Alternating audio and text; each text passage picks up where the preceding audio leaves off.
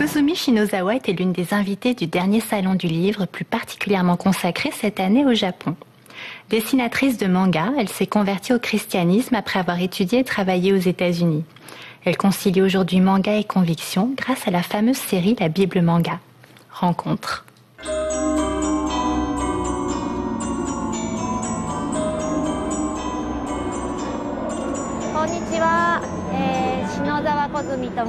Bonjour, je m'appelle Kozumi Shinozawa.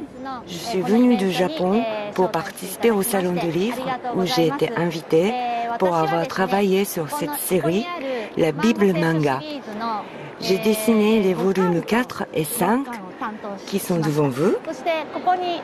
À mes côtés, ma collègue Ryo Azumi qui a dessiné les 2 premiers volumes de la série, ainsi que le 3e qui sortira bientôt en octobre.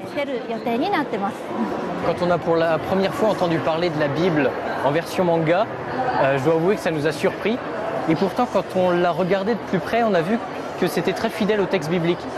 Et pour nous, c'est apparu assez évident qu'un texte qui est d'un côté fidèle au texte biblique et d'un autre côté qui parle avec un langage contemporain que les jeunes peuvent comprendre, pour nous, c'était relativement évident que c'était la direction dans laquelle on voulait aller. Avant, j'avais l'image d'un Dieu très sévère et lointain, qui punissait les hommes au moindre péché. Les valeurs qui étaient dominantes dans le milieu où je travaillais étaient le sexe, l'argent et le pouvoir. Du coup, moi aussi, j'avais fini par m'attacher à ces mêmes valeurs. En France, le contexte est différent de ce que nous traversons actuellement au Japon, mais je pense que la vie est difficile pour tout le monde. C'est pour cela que même ici en France, le message que je veux transmettre, c'est celui de l'espérance. Pour nous, la Bible, c'est un livre qui transforme des vies.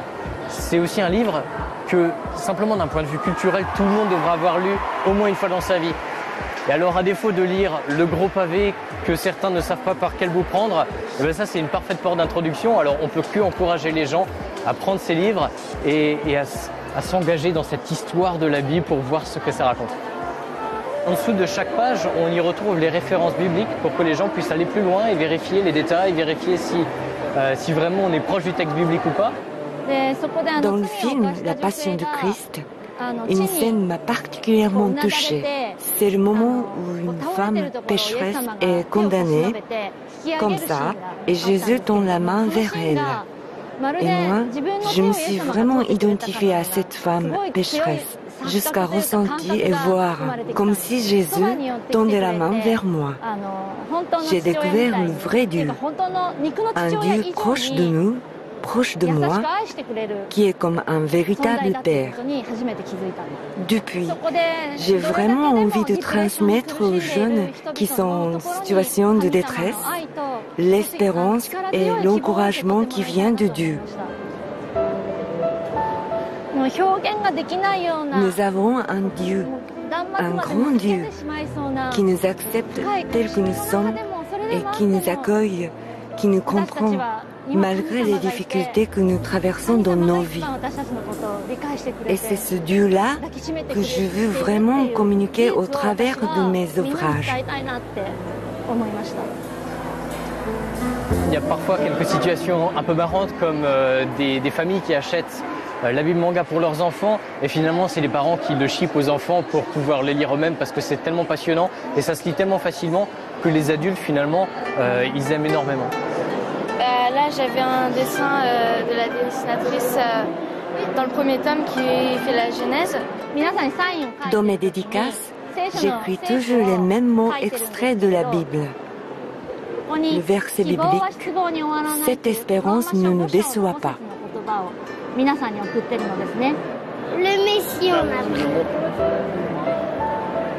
De la vie de Jésus. À travers ce manga, j'aimerais donc transmettre l'amour de Dieu aux lecteurs français.